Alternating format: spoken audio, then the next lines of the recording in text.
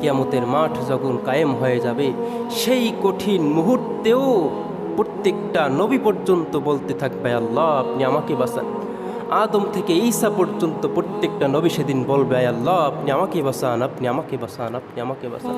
প্রত্যেকটা মানুষ যেদিন পেরেশান থাকবে, সেই কঠিন মুহূর্তেও কিন্তু আপনার আমার পয়গম্বর আপনাকে ভুলবে না, আমাকে ভুলবে না। সেই দিন একমাত্র নবী, একমাত্র পয়গম্বর বলতে থাকবে, আয় আল্লাহ আপনি আমার উম্মতকে বাঁচান, আয় আল্লাহ আপনি আমার উম্মতকে বাঁচান।